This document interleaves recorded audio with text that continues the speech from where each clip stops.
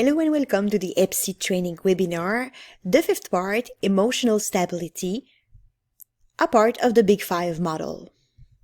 The emotional stability is a person who is calm and emotionally stable and who can easily face difficult situations. This factor is composed of 5 different traits.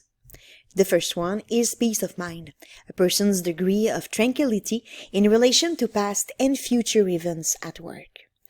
A lower level of peace of mind generally means people who appreciate an ambiguous situation and who works well in an environment in which people do not take problem lightly.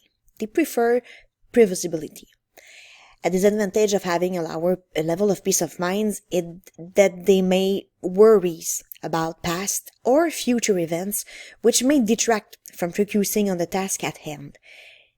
An advantage of a higher level of peace of mind is that he remains relaxed when performing work duties and he tackles problems more calmly.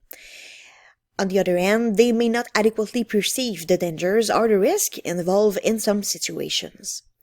A simple item is, I do not tend to worry about work. The traits of empathy, organization, and all the factor of consciousness may be interesting to look at. The second trait is self-confidence, the degree of confidence that a person feels when it comes to expressing his or her opinions and making decisions in the workplace. A lower level of self-confidence means people who generally find it easy to work in a context where he or she needs to follow other people's ideas or apply their decisions. Is it at ease following the instructions of people in positions of authority?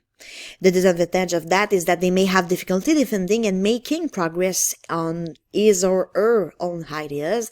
They tend not to be assertive in the workplace, and they may struggle to make difficult decisions or to have the correct level of affirmation.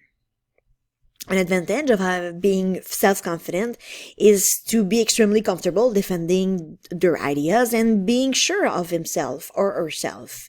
They also undertakes work-related action with confidence. A disadvantage of a higher level of self-confidence is they may stand up to people in positions of authority when it's inappropriate and may find it difficult to work in a highly controlled environment where there's little leeway to make one's own decision.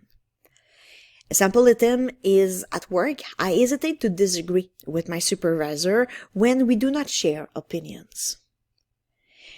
The traits of independence of mind, dominance, persuasion, and all the factor of agreeability and emotional stability may be good to look at in order to appreciate the level of self-confidence of the candidate.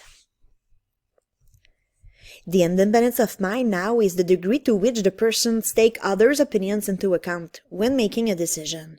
Someone who's not independent of mind works well in an environment where the opinions and the expectation of others must be taken into account and where consensus must be achieved before making a decision. It's an advantage. But a disadvantage is that they are strongly influenced generally by others' people's opinion and has let's say a harder time maintaining their certain course of action when facing criticism. They also may have difficulty making decisions independently because of this need to obtain the approval of others. People who are independent of mind are capable of dealing with their problems and they do not need others' approval to complete their assignment.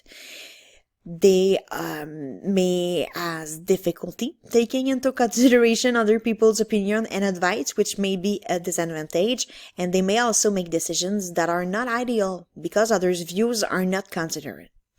A simple item could be I prefer to solve problems at work by myself. So independence of mind may be interesting to link with the traits of initiative that we are going to see in the next part, and also teamwork orientation and all the factor of agreeableness. Stress tolerance is the person's capacity to stay in control in stressful situations in the workplace. People who does not have a high stress tolerance are very sensitive to stressful situation, and they may seek ways to better handle the situation, which could be an advantage. They are more aware usually of their own limitations when they are faced with certain difficulties.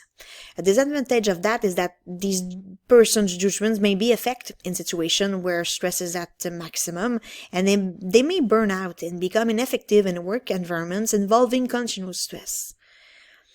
People who has a higher level of stress tolerance maintains good self-control, and they remains effective in situations of intense or sustained stress.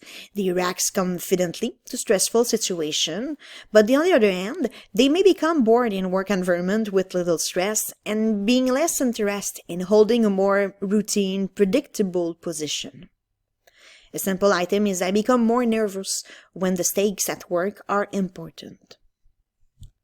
We can link stress tolerance to peace of mind and self-confidence. And finally, the action orientation. A person's energy level for tackling the work he or she needs to perform. A lower level of action orientation means generally calms people, and they prefer to work in a more relaxed space. They take time to perform a certain task, and they are more comfortable performing routine work with very rigid protocols that needs to be followed.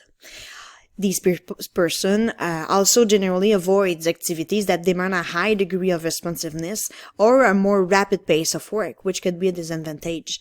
They also does not necessarily like to feel pushed by unexpected or urgent situation, and it does not always react quickly to problems.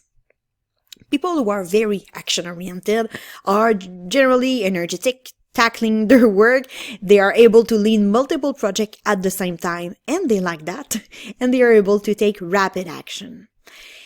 As disadvantage, this energy and the value of their action may be less effective in simpler or more routine projects, and they may make hasty decisions by acting too quickly. A simple item could be usually, I am willing to work longer on a project than are my coworkers. The trait of action orientation could be linked with the traits of initiative, complexity, and cognitive approach that we just saw in the factor of consciousness. Thank you for listening.